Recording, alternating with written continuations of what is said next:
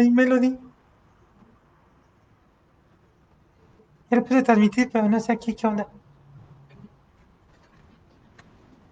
Ah, sí. No. Sí, buenas noches. Me da mucho gusto volver a estar con, con ustedes en la red de las tribadas, de nuestra página El Agua de las Tribadas. Me da mucho gusto para hablar sobre el tema de los derechos humanos de las mujeres lesbianas. Pero primero quisiera preguntar si sí me están escuchando y viendo.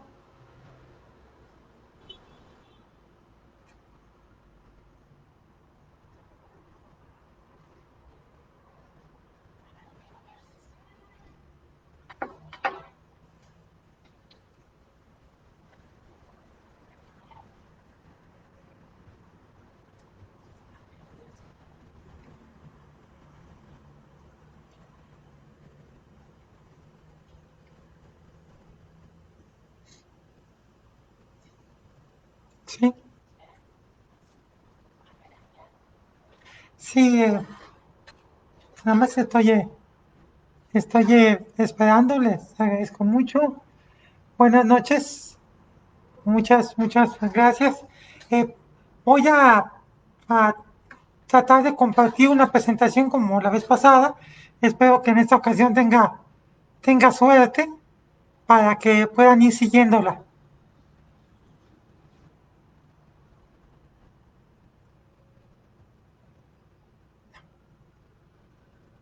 No, no se puede,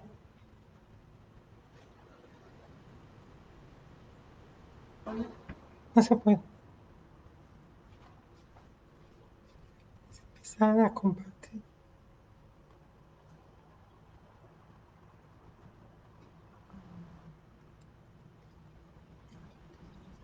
Sí,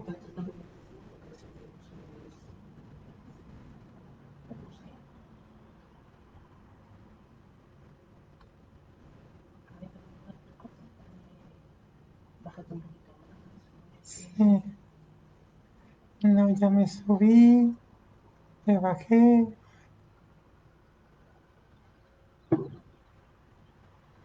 Eh, Este, a ver, Azul, ¿tú sabes cómo hacer para compartir? Porque encontré en la página, en la parte de abajo, un icono de una camarita para poder compartir, una pantalla que dice compartir, pero ahora que estoy, digamos, ya con ustedes, ya no funciona, no está activa.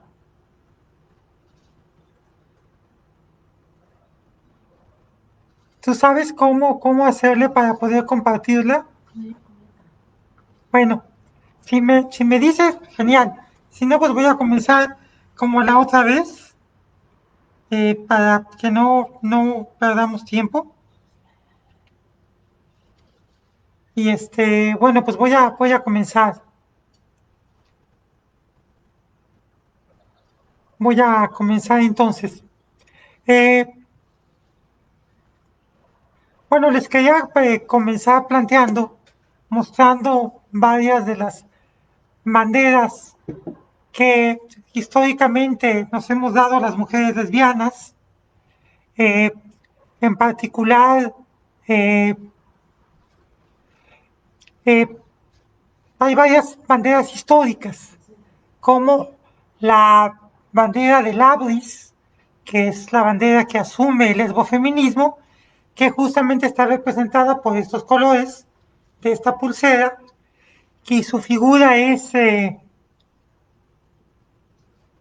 compartir pantalla. Pues sí, supongo que sí, pero no le encuentro cómo hacerle, mujer, porque hay un icono de una cámara, de una pantalla, que si no me están viendo ustedes, sí se puede compartir, pero si ahorita no la puedo activar, bueno, pues voy a seguir dándolo para que no perder tiempo.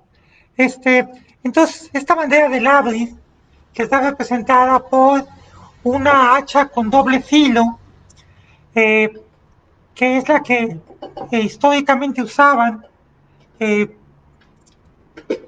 pueblos donde tenía una predominancia la mujer.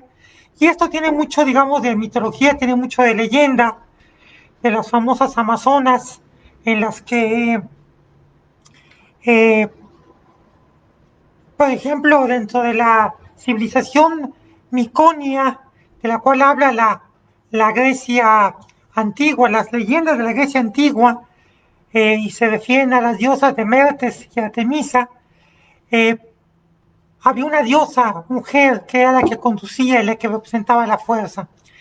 Esta bandera tiene el color violeta, tiene esta hacha de doble filo y tiene, esta hacha está dentro de un triángulo negro invertido, que es el que durante la época del nazismo se daba en los campos de concentración a las llamadas mujeres antisociales, mujeres que vivían solas, mujeres que eran acusadas de trabajo sexual, mujeres lesbianas. Otras banderas, como más recientemente la bandera que se conoce como la bandera de la lesbiandad lipstick o de las lesbianas lipstick, que tiene colores más suaves y que suele ser utilizada por las mujeres lesbianas fem, digamos las fem lesbian. Hay otras banderas de las mujeres butch que utilizan diferentes tonos de colores, de colores azul en diferentes tonalidades, blanco en medio, después lavanda hasta llegar al púrpura. Y claro está la bandera de la bandera que conocemos de el arco iris, de estos 8 colores en un principio, 6 colores actualmente, que es la que nos identifica como movimiento en un principio gay, después lésbico gay bisexual, después lésbico gay bisexual trans intersexual, y se han ido añadiendo otras experiencias e identidades, como el caso de las personas queer o no binarias, las personas pansexuales, las personas asexuales. Esto nos da una idea, digamos, de esta variedad, de esta diversidad que existe. Por otro lado, comentarles que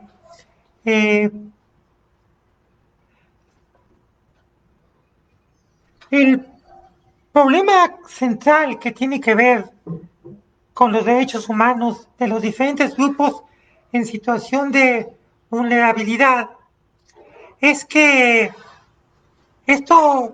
los grupos que vivimos en situación de vulnerabilidad, de riesgo, de discriminación por raza, por procedencia étnica, por nacionalidad, por creencias religiosas, por edad, por género, por discapacidad, por neurodivergencia, por orientación sexual, identidad y expresión de género, por características corporales sexuales, por el tipo de relaciones que establecen entre sí, se produce porque en el mundo históricamente ha predominado un supremacismo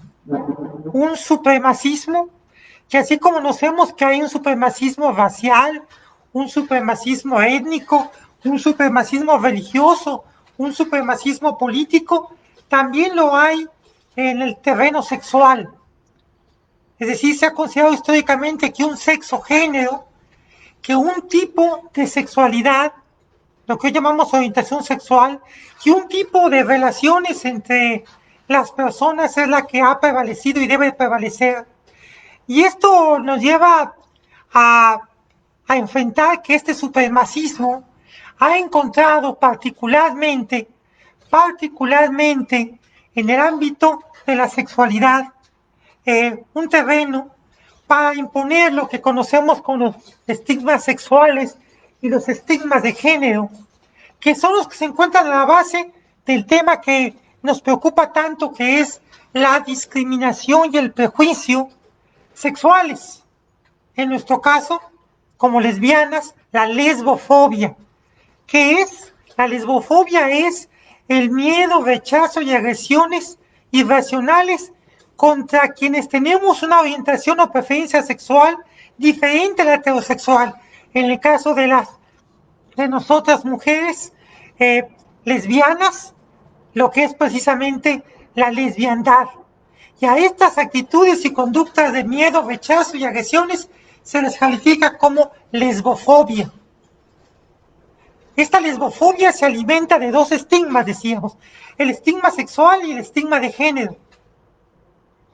El estigma sexual se refiere a que existen discursos que han calificado arbitrariamente determinadas prácticas sexuales como normales, sanas, correctas, y a las demás, entre ellas, a la lesbiandad, a las relaciones eróticas, afectivas y amorosas entre mujeres, como anormales, desviadas, insanas, ilegales, patológicas, marginales. Y el estigma de género que sanciona, que estigmatiza las conductas no convencionales de las mujeres y que se ha arraigado en las representaciones del sentido común, convirtiéndose en verdaderos prejuicios. Esta lesbofobia tiene que ver, entonces, con varios componentes de la sexualidad normada, que existen hoy en día. Belia Arroyo, mucho gusto, amiga. Me da gusto saludarte, también Estrella Polar.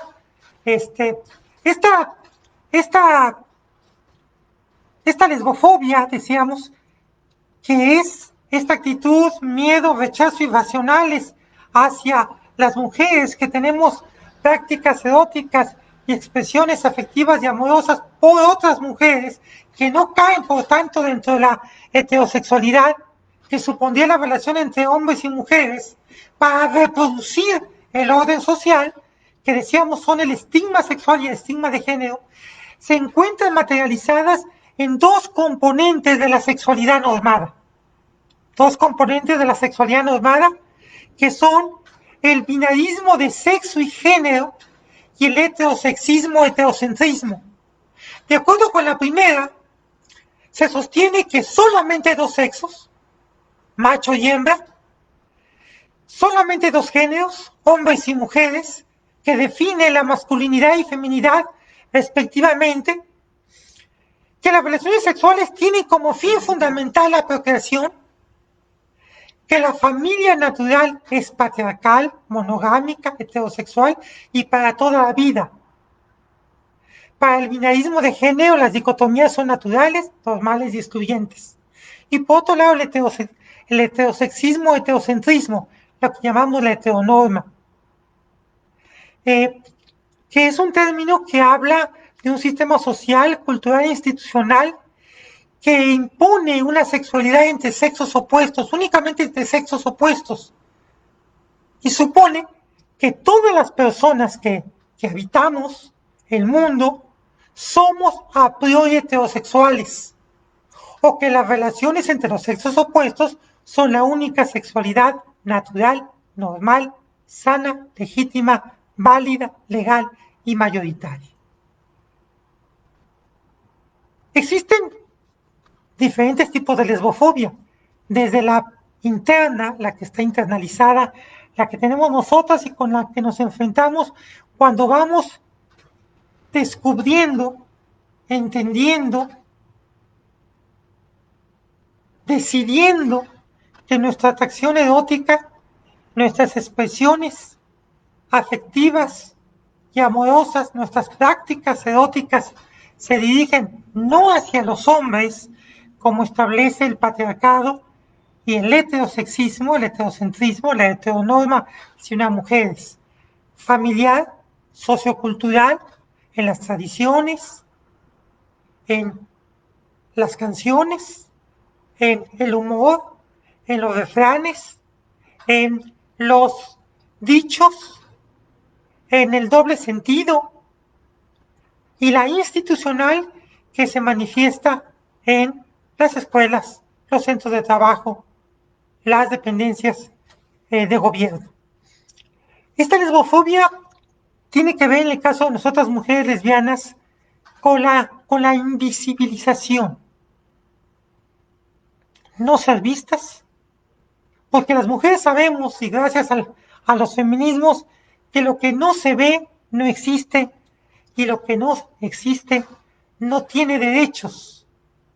Entonces esta invisibilización que también aprovechamos las mujeres, que es una historia que también conocemos desde nuestras amigas en la infancia, desde las amigas adultas que son tomadas como amigas, que viven juntas, incluso en diferentes comunidades, localidades, nos ha ayudado a pasar para no sufrir de manera tan fuerte y clara la estigmatización, las agresiones, la discriminación, los prejuicios, la discriminación, la marginación. Pero también por lo mismo no nos ha permitido ejercer y disfrutar los derechos. Ejercer y disfrutar nuestros derechos. Déjenme decirle que entre las principales manifestaciones de esta lesbofobia, de este binarismo de género y de este heterocentrismo, de esta lesbofobia, se encuentran las siguientes. Obligar a la mujer a que desista de su orientación sexual. Obligar a la mujer a ocultar su orientación sexual. Dar un mejor trato a otras u otros familiares que se suponen heterosexuales que a ellas. No permitir intervenir a las mujeres lesbianas o que manifiestan estas atracciones eróticas no convencionales, no heterocentradas en las decisiones de la familia. Las violaciones correctivas por parte de familiares que pueden incluir hermanos, primos, a los padres, padrastros, tíos, a vecinos e incluso amistades de los familiares para hacer, entre comillas, a las mujeres heterosexuales. Ingresar a las mujeres lesbianas o que no se manifiestan heterosexuales, particularmente a las menores de edad, por la fuerza o sin su consentimiento, en clínicas, entre comillas, centros o granjas, entre comillas, para someterlas a las terapias de reconversión, de reparación, de cura, entre comillas, de su lesbiandad. No permitir el acceso a la educación o condicionar ese derecho a no manifestar su orientación sexual lésbica. Negar el derecho a formar una familia mediante el matrimonio. Negar el derecho a la seguridad social. Discriminación en el acceso al derecho a la protección de la salud. Ignorancia de la sexualidad de las lesbianas. Negar que las lesbianas tenemos una sexualidad específica, propia. Discriminación y violencia contra las mujeres en situación de detención en los espacios que la sociedad, que el Estado establecen para quienes hayan cometido alguna falta, particularmente un delito. Discriminación en el ejercicio del derecho al trabajo, tanto al ingreso, a la permanencia y a la promoción laboral por su orientación sexual. Estas son algunas de las manifestaciones que vemos de esta lesbofobia.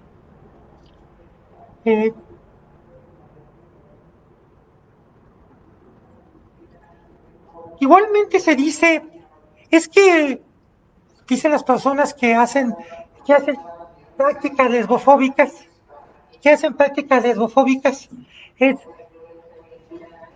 es que es mi opinión, es solo mi opinión.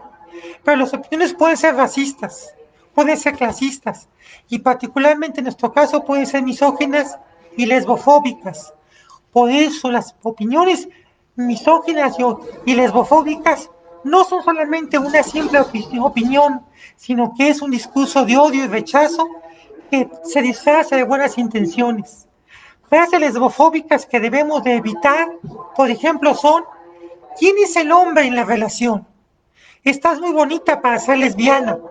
No se te nota, pareces normal.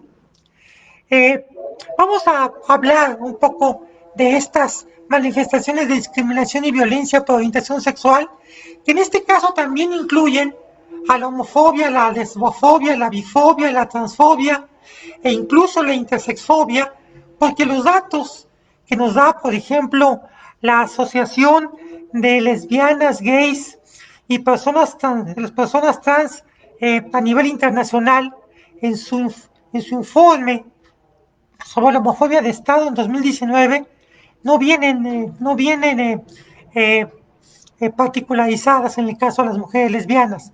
Pero déjenme decirles, porque esto nos ilustra un poco, que 70 Estados miembros de la ONU siguen penalizando los actos sexuales consensuados entre adultos del mismo sexo. La pena de muerte por actos sexuales consentidos entre personas del mismo sexo se sigue imponiendo en 6 estados miembros de la ONU. En 4 de ellos, Irán, Arabia Saudita, Yemen, Sudán, se aplica en todo el país, y en 2 de ellos, Somalia y Nigeria, se aplica solamente en algunas provincias específicas. Hay otros 5 estados, Pakistán, Afganistán, Emiratos Árabes Unidos, Qatar y Mauritania, en los que esta pena puede aplicarse. Se ha dejado de aplicar, pero está en las leyes. 32 estados tienen leyes que restringen la libertad de expresión en cuestiones de orientación sexual e identidad de género. Hablemos del caso mexicano. En el caso mexicano, de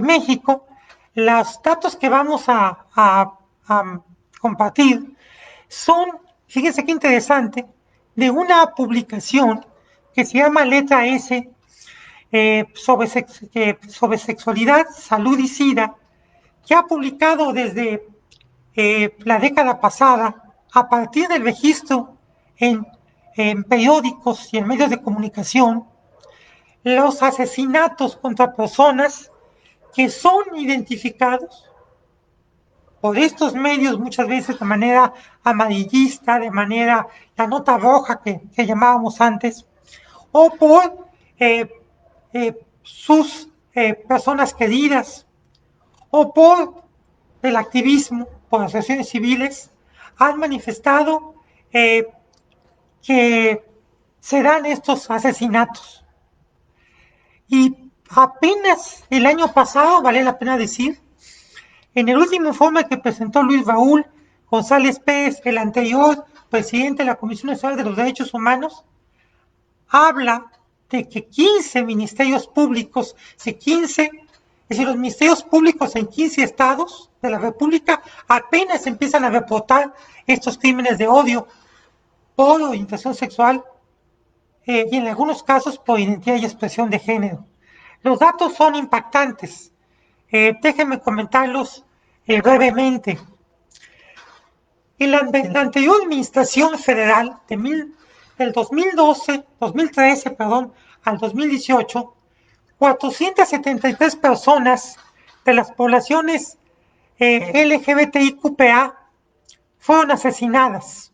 En promedio, 79 al año, 6.5 por mes. De estos 473 personas asesinadas, 9 fueron mujeres lesbianas, el 2%. Y el año pasado, el primer año de la actual administración federal, 2019, fueron asesinadas 117 personas LGBTIQPA,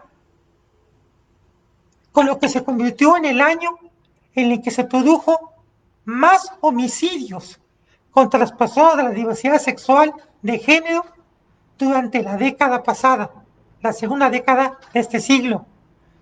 1 cada 3 días. Y el año pasado se produjeron 9 lesbofeminicidios, lo que significa que el año pasado al menos se registraron 9 asesinatos de mujeres lesbianas, los que fueron registrados durante los 6 años de la anterior administración, del 2013 al 2018. México ocupa el segundo lugar en crímenes de odio por orientación sexual, identidad y expresión de género, solo detrás de Brasil. México ocupa el primer lugar de feminicidios en América Latina, incluyendo mujeres heterosexuales o sin un registro de su orientación sexual. También déjame decirles que de acuerdo a varias encuestas de universidades, de instituciones, organismos públicos de derechos humanos y de asociaciones civiles, el 68% de las lesbianas dicen haber experimentado algún tipo de discriminación relacionada con su orientación sexual en un estudio del 2015. Y según la Alianza por la Diversidad e Inclusión Laboral, ADIL, que es una asociación civil, 2 de cada 3 lesbianas han ocultado su orientación sexual durante alguna entrevista de trabajo debido a temor a no ser contratadas. Quiero contarles, aunque sea brevemente, algunas de estos hechos de discriminación, de estigmatización, discriminación y violencia que han ocurrido en los últimos años, dijéramos, los últimos 5 años en diferentes partes del mundo, incluyendo México. En Chile, una mujer lesbiana, por ir de la mano de su novia, recibió una paliza que le fracturó el cráneo.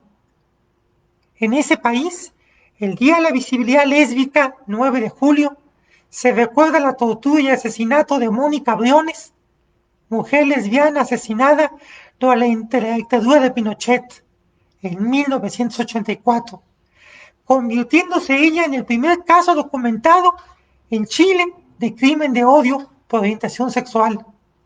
También se recuerda el asesinato de Nicole Saavedra, mujer lesbiana asesinada en 2016.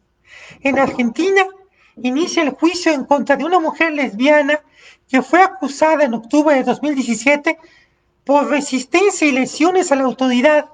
Esta mujer, Mariana Gómez, dice en su defensa que fue arrestada por la policía por besarse mientras fumaba con su pareja, Rocío Girat. Mariana ya había denunciado en el año 2012 a 2 personas que abusaron sexualmente de ella durante 12 años.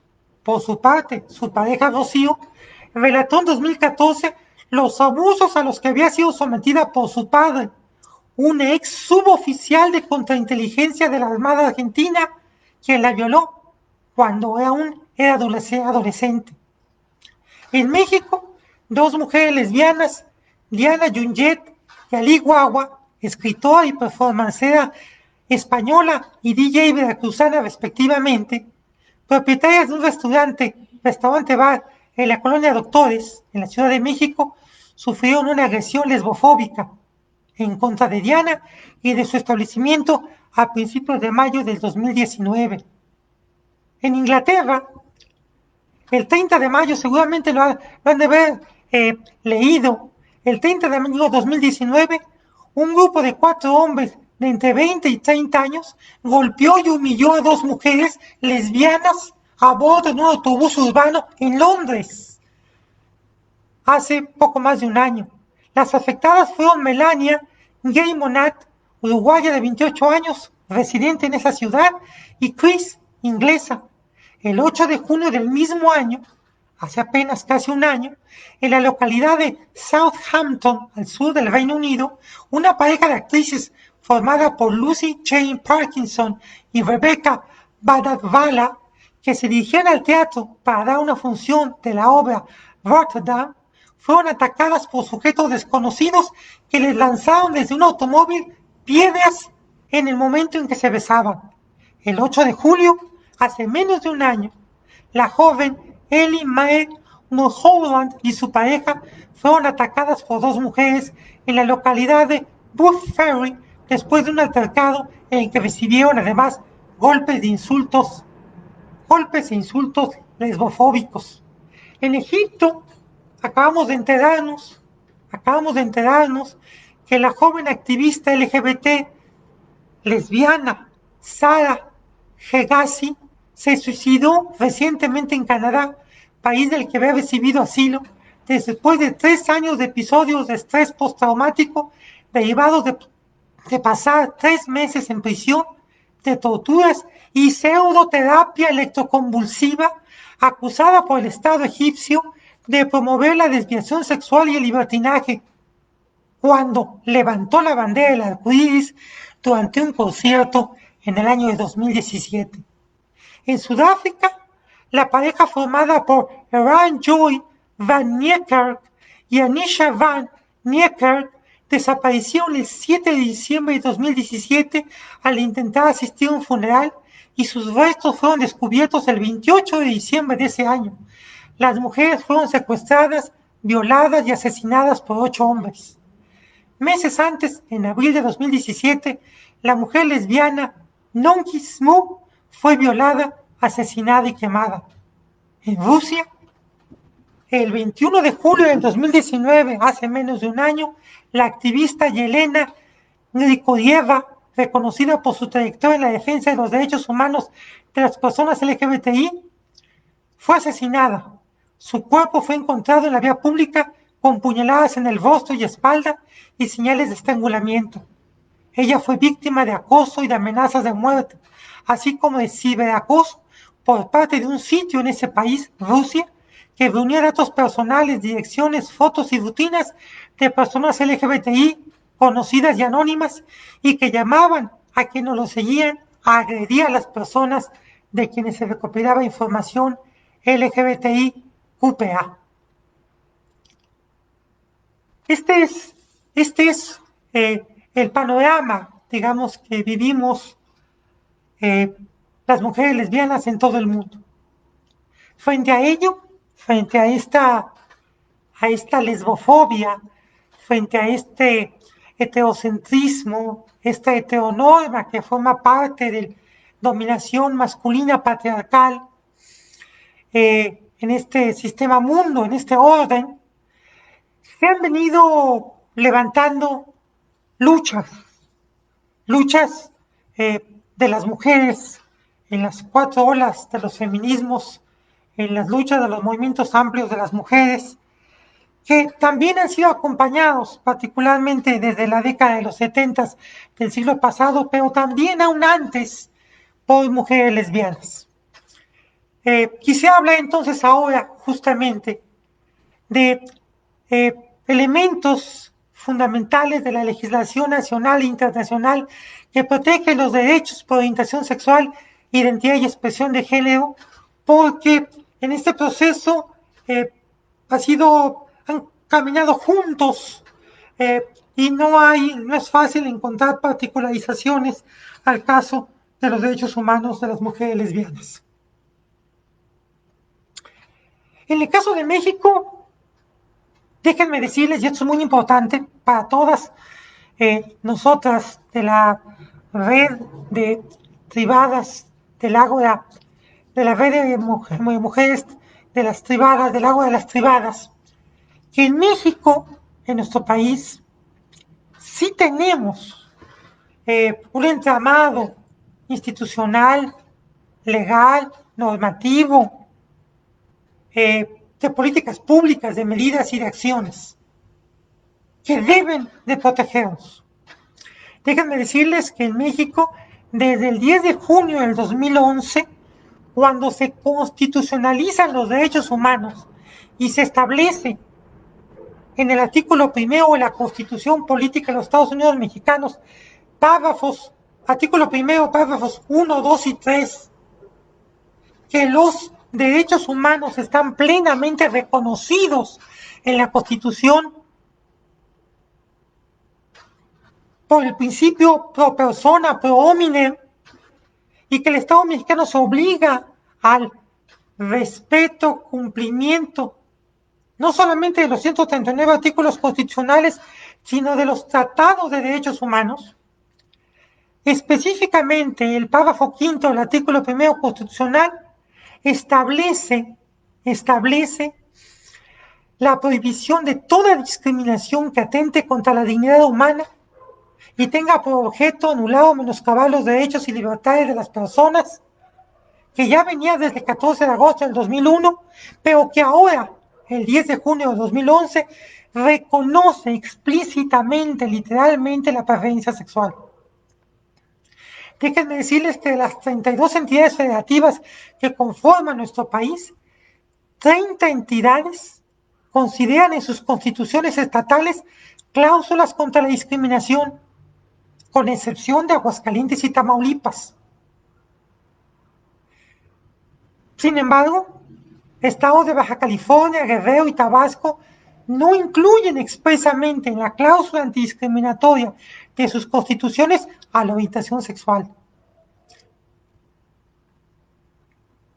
A nivel de las legislaciones, hay que señalar, y ahorita estamos preocupados, porque el 14 de agosto del 2001, cuando se legisló en materia de pueblos y comunidades indígenas, artículo 2 de la Constitución, que establece los derechos y pueblos de las comunidades indígenas y que establece que México es un país multicultural y plurilingüe, después de la marcha del Ejército Zapatista de Liberación Nacional desde sus comunidades en Chiapas a la Ciudad de México, que se estableció esta cláusula antidiscriminatoria que estableció únicamente la prohibición por preferencia, porque el PAN amagó con que si se ponía la palabra sexual no apoyarían. Acuérdense que estamos hablando de tiempos del gobierno de Vicente Fox, que viene del PAN.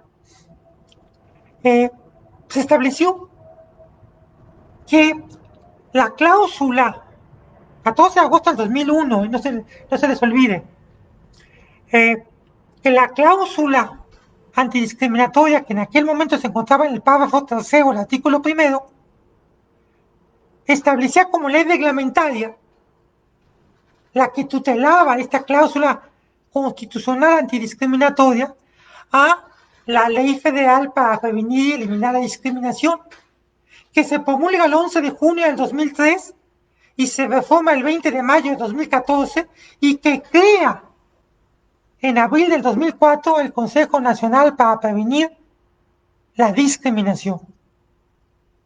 Y que en la reforma actual del 20 de marzo del 2014, en su artículo primero, párrafo tercero, establece la prohibición de la discriminación, incluyendo las preferencias sexuales. Esta ley, en su artículo 9, establece que se considera como una actitud discriminatoria incitar al odio, la violencia, el rechazo, la burla, la difamación, la injuria, la persecución o la exclusión. Y en otro de sus componentes, maltratar físico o psicológicamente a causa de la apariencia física, la forma de vestir, de hablar o de gesticular, o por asumir públicamente una preferencia sexual. Y digo que nos preocupa por lo declarado por el jefe del Ejecutivo actual hace 2 días, no, el día de ayer, en el sentido de que acababa de enterarse de la existencia del Consejo Nacional para Prevenir la Discriminación,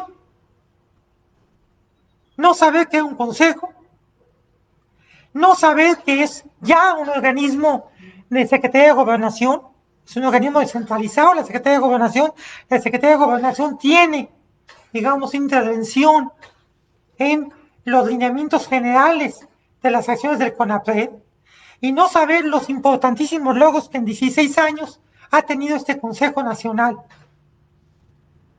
Preocupa el decir de que desaparezca el CONAPRED y se subsuma a Gobernación. ¿Cómo se subsumirá? En el mejor de los casos, difícil en términos presupuestales y orgánicos, es que se convirtiera en una subsecretaría por la igualdad y contra la discriminación, así como está la Subsecretaría de Derechos Humanos que encabeza Alejandro Encinas. ¿Sí?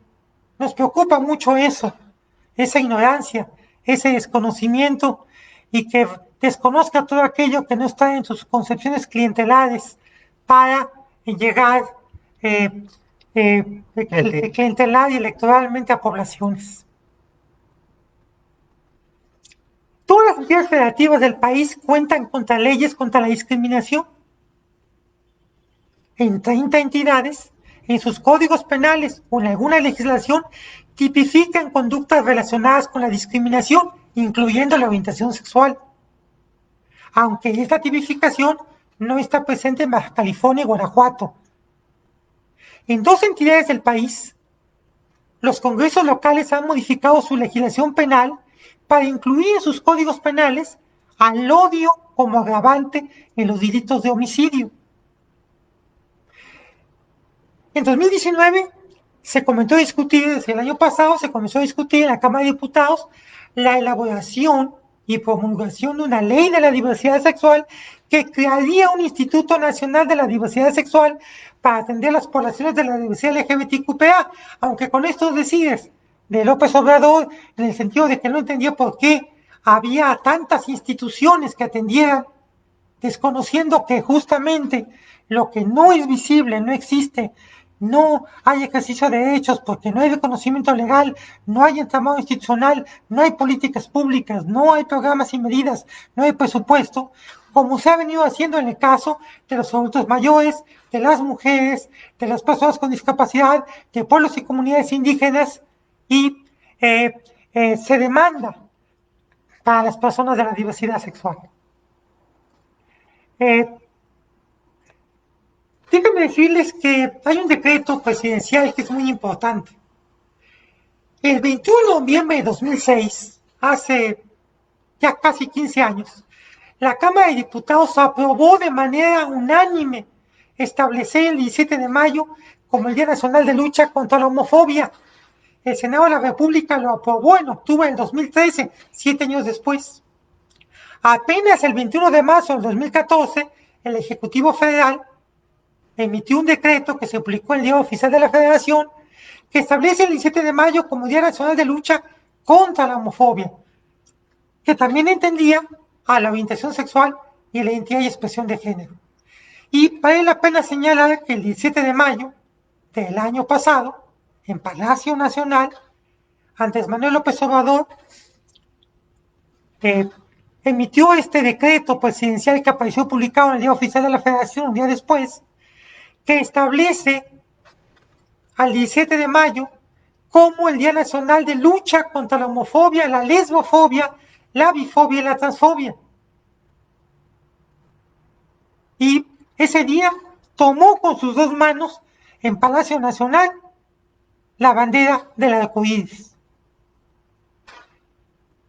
Contradictorias sus acciones, pero vale la pena decir que el 17 de mayo está reconocido ya en nuestro país como efeméride oficial, el Día Nacional de Lucha contra la Homofobia, la Lesbofobia, la Bifobia y la Transfobia, lo que obliga particular y específicamente a todas las personas que nos desempeñamos como servidoras y servidores públicos. Déjenme decirles también que se han publicado 5 protocolos en México que tienen que ver con la orientación sexual e identidad de expresión de género. Es muy interesante porque busca reforzar la normatividad de las instituciones en el combate a la estigmatización, la discriminación, la violencia contra las personas de las poblaciones LGBT, TTI, y de ahí le extendemos a las poblaciones LGBTQPA y más. El protocolo de actuación para el personal de la Procuraduría General de la República en casos que involucren la orientación sexual o la identidad de género fue en 2011. Ya tenemos una fiscalía, seguramente habrá que volver a establecer este protocolo por las características que tiene la Fiscalía General de la República diferentes al anterior PGR. Segundo, que sí está vigente, es un protocolo de actuación para quienes imparten justicia en casos que involucren la orientación sexual o la identidad de género. elaborado y publicado por la Suprema Corte de Justicia de la Nación en agosto de 2014. El objetivo es que, respetando la autonomía e independencia de las y los juzgadores, auxiliarlos en el cumplimiento del mandato constitucional, del ejercicio de la impartición de la justicia, tomando en cuenta los derechos humanos, entre los cuales se encuentran la orientación sexual y la identidad y expresión de género. Tercero, protocolo para el acceso sin discriminación a la prestación de servicios de atención médica de las personas lésbicas, lésbico, gay, bisexual, transexual, travesti, transgénero, intersexual, así como las guías de atención específicas. Esto se publicó el 24 de junio del 2017, elaborado por investigadores del Instituto Nacional de Salud Pública, expertos en derechos humanos y servicios médicos y miembros de la sociedad civil, e incluye los derechos al acceso a la protección a la salud de las mujeres lesbianas. Cuarto, Protocolo Nacional de Actuación para el personal de las instancias de procuración de justicia del país en casos que involucren la orientación sexual y la identidad y expresión de género, adoptado por la Conferencia Nacional de Procuración de Justicia en febrero del 2018. El último, Protocolo de Actuación de la Policía Federal para los casos que involucren a personas lesbianas, gays, bisexuales, transgénero, transexuales, travestis, intersexuales, elaborados por la Policía Federal en noviembre del 2018, que no han sido como tal abandonados, pero que tienen necesariamente por tratarse de una nueva administración que ser actualizados. Punto importantísimo es el matrimonio igualitario. Déjenme contarles que el matrimonio igualitario es una de las demandas más importantes y de las conquistas de las poblaciones LGBTI, particularmente lesbianas, gays, bisexuales. El matrimonio igualitario en nuestro país el 21 de diciembre de 2009, hace 11 años, se modifica el artículo 146 del Código Civil para el anterior Distrito Federal, que entra en vigor el 4 de marzo del 2010. La Suprema Corte de Justicia de la Nación reconoce la constitucionalidad, incluyendo la adopción, herencia y patrimonio, el 12 de junio del 2015, con la tesis jurisprudencial 043/2015, que establece que son inconstitucionales aquellas constituciones y leyes que establezcan que el fin del matrimonio es la procreación o que lo definan como la celebración de un acto cívico entre un hombre y una mujer, aunque desafortunadamente no obliga a la modificación de los códigos civiles de los estados. Por ello es que en la actualidad 19 entidades de la República Mexicana reconocen en su legislación el matrimonio igualitario o permiten que se contraiga el matrimonio entre personas del mismo sexo por decisión de sus autoridades. Ciudad de México, Aguascalientes, Baja California Sur, Campeche, Coahuila, Colima, Chiapas, Chihuahua, Hidalgo, Jalisco, Michoacán, Morelos, Nayarit, Nuevo León, Oaxaca, Puebla, Quintana Roo y San Luis Potosí, así como en algunos municipios de Guerrero, Querétaro y Zacatecas. A octubre de 2019 han contraído en la Ciudad de México matrimonio civil igualitario 11,058 parejas, de las cuales 1,870 son de mujeres lesbianas, aunque solamente se han dado 17 adopciones de infantes, ya que la adopción de menores para parejas del mismo sexo solamente se reconoce en México y Coahuila. En materia de seguridad social, el IMSS y el ISSSTE ya reconocen y registran a los cónyuges de parejas del mismo sexo. Esto se avanzó con las reformas en el Poder Legislativo en noviembre de 2018 por la actual legislatura.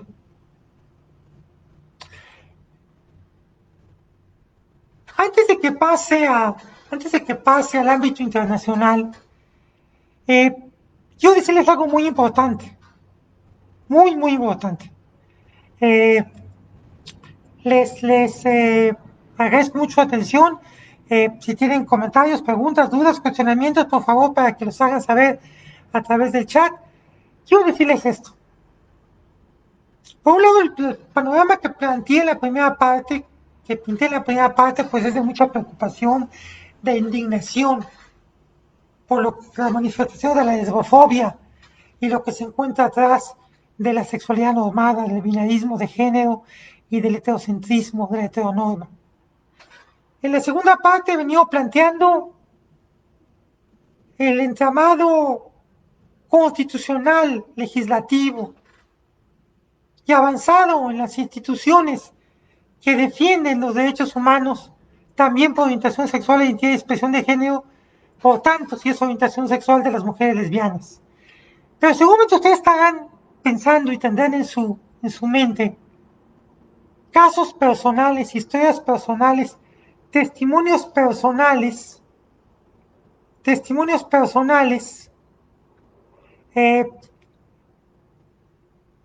si el odio persiste, efectivamente, también en el ámbito de trabajo, las cifras son espeluznantes. Marta Carrillo, saludos. Sí, son espeluznantes. Yo sé que todas tenemos experiencias, tenemos historias, tenemos historias de estas manifestaciones. Incluso la cual la estamos viviendo en este momento, a raíz del confinamiento por la pandemia, la pérdida del empleo, la bajada del 50%, la preocupación por volver a trabajo, dada nuestra orientación sexual. Esto me queda muy claro. Que las hemos vivido, incluso a través de la violencia.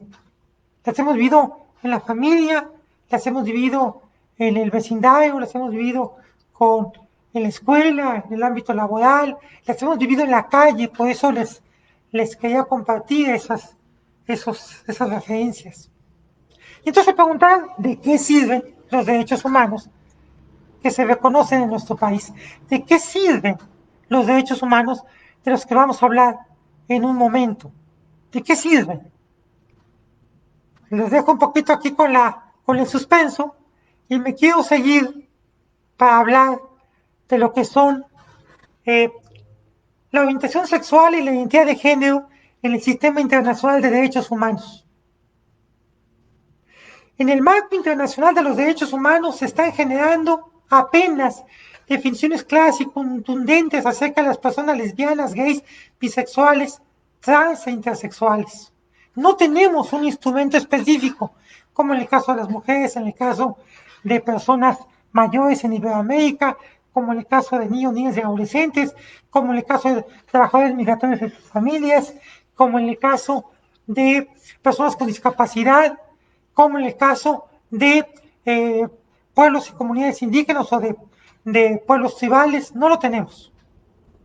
Pero sí se encuentran incorporados en muchos elementos del sistema internacional y regional de derechos humanos. Esto viene desde la Conferencia Mundial de Derechos Humanos celebrada en Viena, Austria, en 1993, que por primera vez introdujo en el sistema de Naciones Unidas el tema de los derechos sexuales. La cuarta Conferencia Mundial sobre la Mujer en Beijing, China, 1995, en que por primera vez en una conferencia en el marco de las Naciones Unidas se incorporó el tema de la discriminación por orientación sexual. Es decir, derechos sexuales entre los cuales se encuentra el derecho al placer, el derecho a la orientación sexual, el derecho a la expresión, a la identidad y expresión de género, el derecho a la autonomía y al libre desarrollo de la personalidad, ¿sí? Y estos eventos vienen a impulsar 4 instrumentos fundamentales del Sistema Internacional y Regional de Derechos Humanos, donde se encuentran contemplados todos los derechos que a nivel internacional, los tres primeros, y que a nivel de América, el último, protegen, si reconocen, garantizan, protegen y promueven los derechos humanos. La Declaración Universal de los Derechos Humanos del 10 de diciembre de 1948, 30 artículos. La Convención Americana de los Derechos Humanos, noviembre de 1969. El Pacto Internacional de Derechos Civiles y Políticos y el Pacto Internacional de Derechos Económicos, Sociales y Culturales, los últimos dos, del 16 de diciembre de 1966. La Convención Americana y los pactos internacionales ratificados por nuestro país México en marzo de 1981, es decir, ya hace bastante, hace 39 años. En el ámbito internacional, los principios de Yogyakarta, Indonesia, que se adoptaron en noviembre del 2006, no son vinculantes, esto es obligatorio, pero sí recopilan y hacen explícitas las obligaciones de derechos humanos contraídas por los estados en relación con la orientación sexual y la identidad y expresión de género, y fueron elaboradas por 16 expertos, entre los cuales se encontraron jueces, académicos, una exalta comisionada de derechos humanos de la ONU, relatores de procedimientos especiales de Naciones Unidas, miembros de órganos de tratados, ONGs. Déjenme decirles que hay resoluciones de la OEA y de la ONU. En el año 2008, la Asamblea General de la OEA adoptó por primera vez en su historia, en el marco del 38 periodo ordinario de la Asamblea General, una resolución dedicada a los derechos humanos y su vinculación con la orientación sexual e identidad de género, que se llama Derechos Humanos, Orientación Sexual e Identidad de Género, aprobada unánimemente y que se ha venido repitiendo en años subsecuentes. En la ONU no hemos tenido una resolución aprobada por la mayoría de las naciones integrantes de la Asamblea General, 193, nos hemos quedado apenas con 66 votos, pero hay una primera resolución dedicada exclusivamente a las personas lesbianas, gays, bisexuales, trans e intersexuales, aprobada el 17 de junio del 2011 por el Consejo de Derechos Humanos, que es la máxima instancia de Naciones Unidas para atender la promoción de los derechos humanos en el mundo, y que vino a sustituir en el 2006 a la Comisión de Derechos Humanos. Esta resolución establece que los derechos de las personas LGBTI son derechos humanos y censura la discriminación, violencia y vulneración de los derechos de las personas LGBTI. También nos encontramos las resoluciones de la Corte Interamericana de Derechos Humanos, que es la instancia jurisdiccional del Sistema Interamericano de Derechos Humanos, creada por la Convención Americana de Derechos Humanos de 1969 y que se encuentra su sede en San José de Costa Rica, por ejemplo, en la famosa resolución de la Corte Interamericana de Derechos Humanos sobre el caso de Atala, Rifo y Niñas contra Chile, en el cual se refiere a la responsabilidad internacional del Estado chileno por el trato discriminatorio y la interferencia arbitraria en la vida privada y familiar de Karen Atala Rifo debido a su orientación sexual. La Corte Interamericana ha establecido que la orientación sexual y la identidad de género de las personas son categorías protegidas por la Convención Americana sobre Derechos Humanos y por tanto no pueden ser disminuidas o restringidas de modo alguno. El 24 de noviembre del 2017, esta Corte estableció que ni la orientación sexual ni la identidad o expresión de género, reales o percibidas, deben ser motivo para restringir derechos ni para perpetuar o reproducir la discriminación estructural o histórica que estos grupos han recibido. ¿Qué derechos buscamos proteger con todo este andamiaje? Los voy mencionando, aunque sea rápidamente por tiempo. Derogar las leyes que tipifican como delito las relaciones sexuales consentidas entre personas del mismo sexo, lo que significa la despenalización de la homosexualidad y la lesbiandad.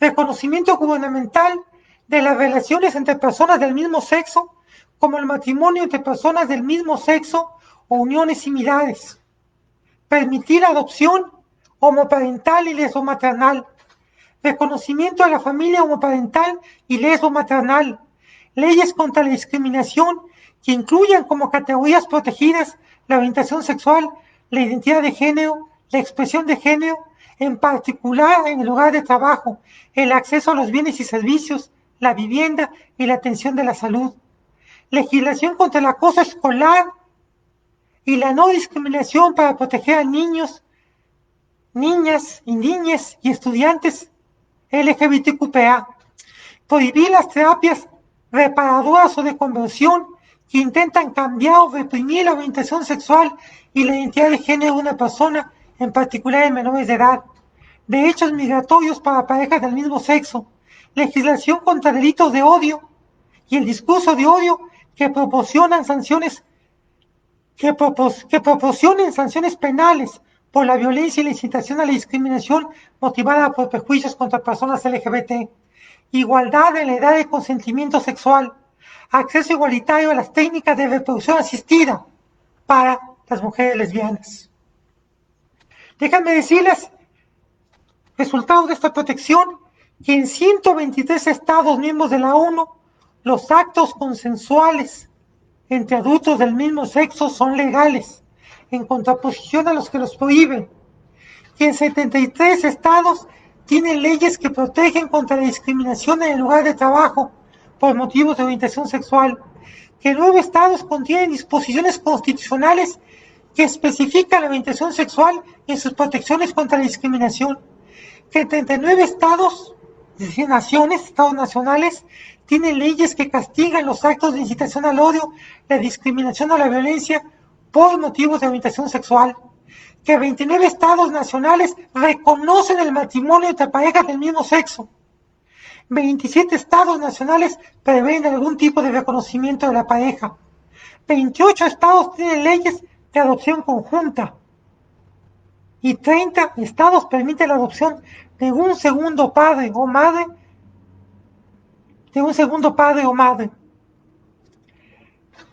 No me les comento, el tiempo se nos va y no podemos ver la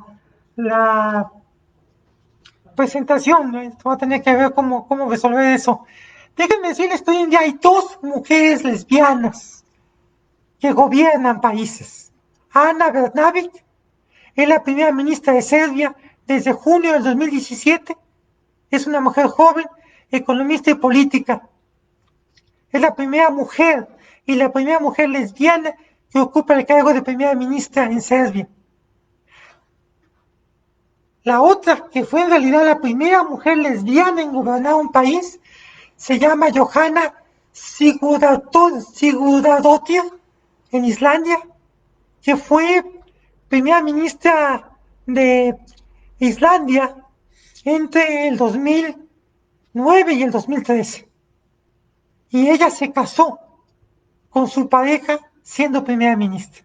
Y también mencionarles el caso cercano aquí a nosotras de Claudia López Fernández, mujer lesbiana, elegida como la primera alcaldesa de Bogotá, Colombia, el 27 de octubre del 2019, que se casó ya como alcaldesa con su pareja, una actual senadora del Senado de Colombia. Y también el caso el año pasado de la primera alcaldesa lesbiana en la ciudad de Chicago, en los Estados Unidos.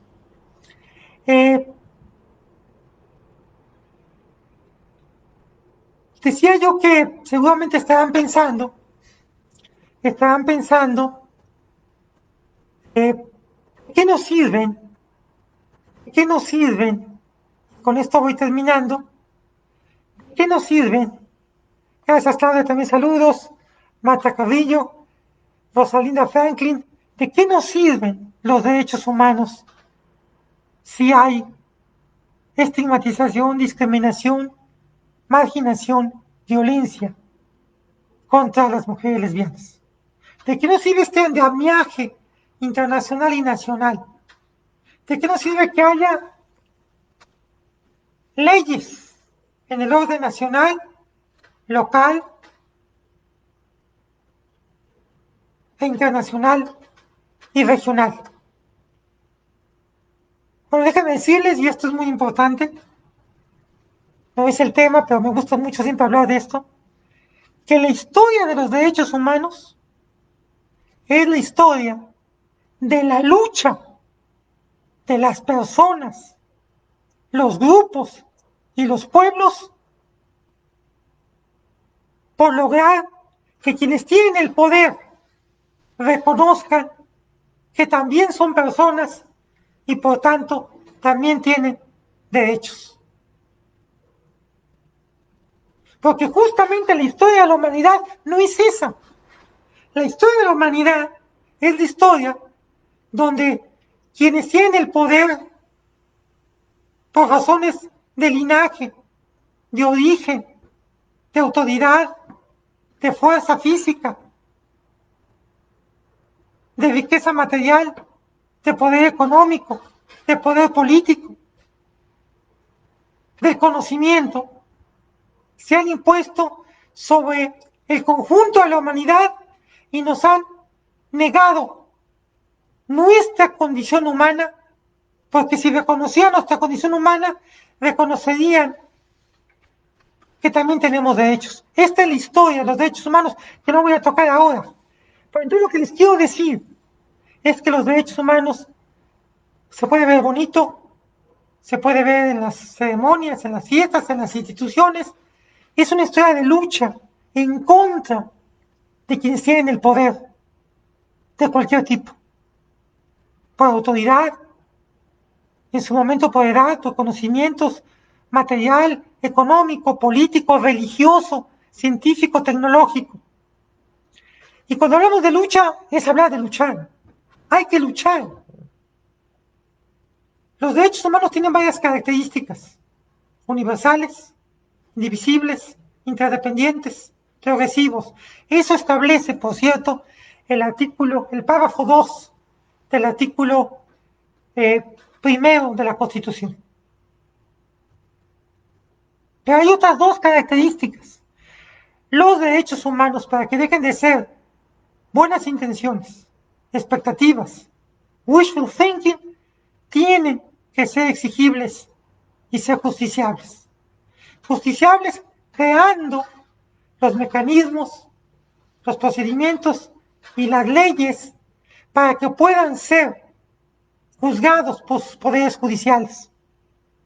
Pero tienen que ser exigibles. ¿Y quiénes exigimos los derechos humanos? Quienes tenemos los derechos humanos. No va a ser el Estado, no van a ser los gobiernos. Somos la ciudadanía que creamos una ciudadanía de derechos humanos activa, ejerciendo nuestros derechos humanos y exigiendo el cumplimiento de los programas, las acciones que tienen que darse para que podamos ejercer y disfrutar los derechos humanos. Entonces, cuando hablamos de derechos humanos, hablamos de lucha. Y en el caso de grupos vulnerables por orientación sexual, como en el caso de las mujeres lesbianas, cuestionamos la sexualidad normada, el binarismo de género, la heteronorma, el heterocentrismo, el heteropatriarcado.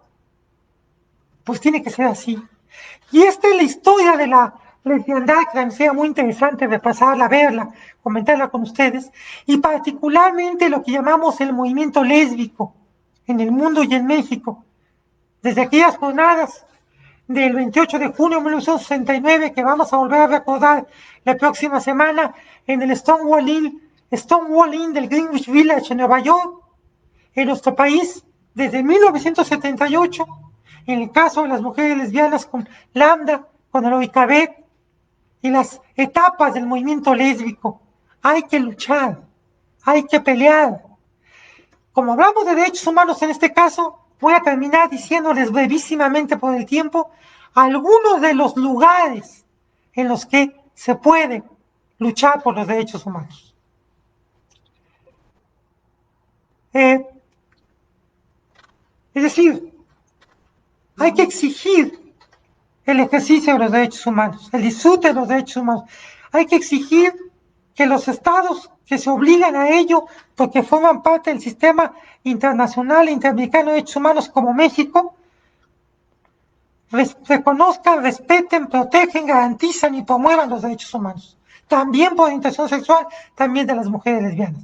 Si esto no ocurre, ¿qué hay que hacer? Hay que quejarse, hay que quejarse.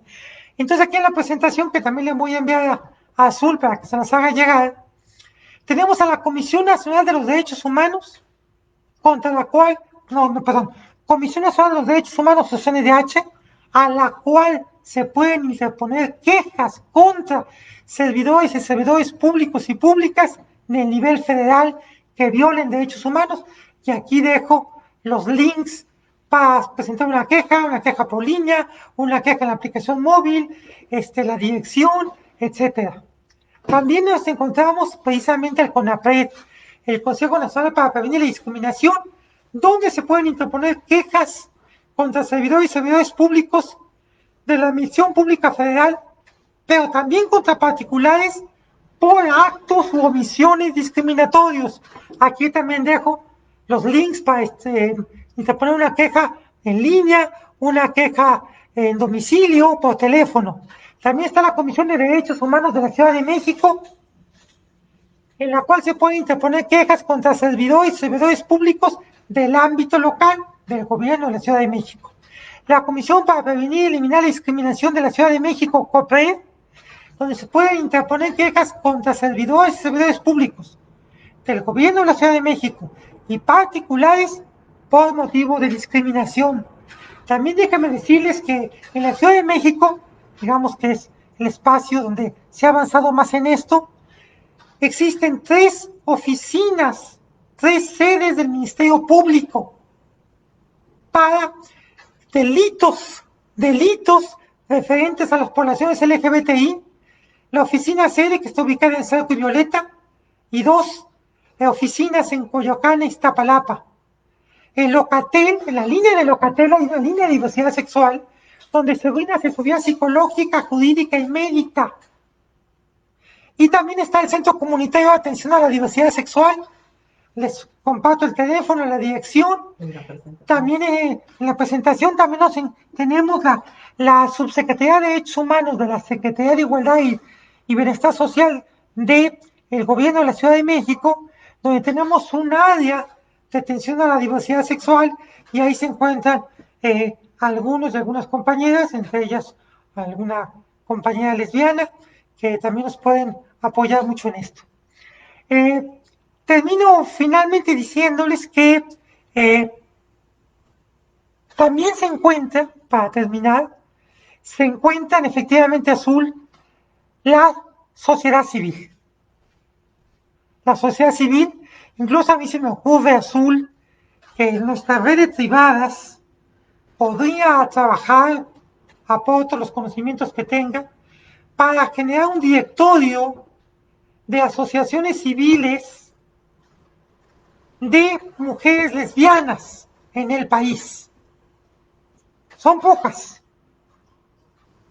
O de aquellos grupos, colectivos, asociaciones civiles LGBTI que tienen atención a mujeres lesbianas. Son muchos más.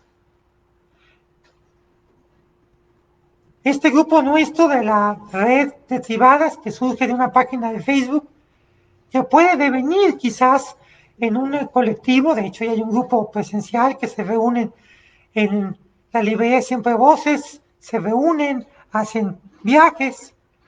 Podría también decidir devenir algo más en el tema de defensa de los derechos humanos de las mujeres lesbianas. Hay otros grupos, AVE de México, por ejemplo. También se encuentra el grupo de musas de metal, de mujeres gays, que ellas se llaman. También se encuentran el Foro Arcoíris, se encuentran también el Closet de Sor Juana, sí. Y hay páginas de mujeres lesbianas en Facebook, en Instagram, mexicanas. Termino diciendo que coincido con Azul, que es el de construir redes como estas redes privadas que pueden atender 1000 cosas. la situación de la pandemia, la pérdida del trabajo, temas de salud, por ejemplo, de reproducción asistida, por ejemplo, de maternaje, maternidades lésbicas, por ejemplo, de atención, de contención, por ejemplo, en estos momentos de confinamiento, de atención ante la lesbofobia en las familias, el bullying lesbofóbico en las escuelas, en los trabajos, a través de apoyo psicológico. También, por ejemplo, a través de estas redes de venta de productos, de emprendedoras, de mujeres lesbianas, eh, eh, eh, vamos, que pudieran apoyar todo esto. También hay grupos más políticos, por ejemplo, de lesbianas feministas, y bueno, el tiempo se me fue de decirle a Azul que ojalá que estas ideas que estoy lanzando las podamos retomar en una suerte de directorio de diferentes niveles. También agradecerle a, a Rosalinda Franklin. Siempre he pensado que cuando se hicieron los derechos humanos se basa en una heteronormalidad y que esos mismos derechos van cambiando, sí van cambiando, sí van cambiando. No les puedo presentar, hay un video en YouTube, búsquenlo por favor, de el anterior secretario general eh, eh, de la ONU, una campaña que se llama Libres e Iguales, que habla a las mujeres lesbianas, los hombres homosexuales, las personas bisexuales, trans, intersexuales, y dice algo muy importante. Los derechos de las personas LGBTI, hoy dijéramos LGBTIQPA más, son derechos humanos.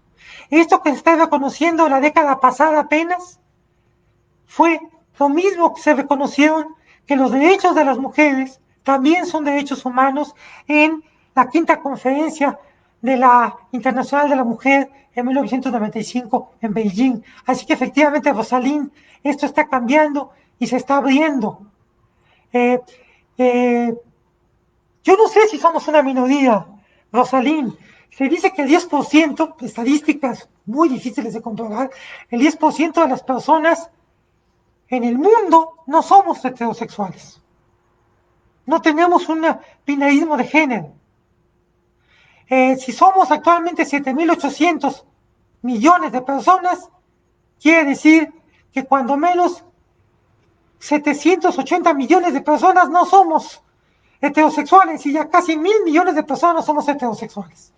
De hecho, por eso es importante que el CONAPRED, la Comisión Nacional de Derechos Humanos y el INEGI hagan encuestas para poder formular preguntas que el día de mañana, en el 2025, en el encuesta que hace el INEGI, en el 2030, en el próximo censo, haya preguntas para que veamos cuántas personas no somos heterosexuales, porque eso nos va a visibilizar y nos podrá dar una mayor fortaleza para la demanda de derechos. En este censo que acaba de pasar, hubo 2 preguntas para el reconocimiento de los pueblos africanos, de la afrodescendencia, la afromexicanidad. Algún día también los tendremos para las personas que no somos heterosexuales. Sí, el directorio, pues ojalá lo podamos hacer, yo aportaré en todo lo que pueda. Gracias, Rosalín. Eh, eh, Compañeras, a Melody, Azul, Claudia Ivy, que nos acompañaron hoy, que espero que les deje muchas ideas. No sé si el podcast se queda en la página, creo que sí, ¿verdad? Por compañeras lesbianas que tenían interés, creo que no pudieron asistir, pero que lo pudieran ver, creo que les sería de mucho interés. Bueno, pues por mi parte les agradezco mucho. Azul, si hubiera alguna otra cuestión, si no, pues les agradezco muchísimo. Y ya saben que aquí estoy con ustedes. Y me encantaría que pudiéramos también, yo por supuesto que me ofrezco con estas formas virtuales y les prometo que voy a resolver el problema de la presentación. Hacer un recorrido sobre la historia de la lesbiandad y particularmente el movimiento lésbico en México. Muchas gracias, les mando 1.000 millones de besos. Muchas gracias a todas ustedes y aquí seguimos.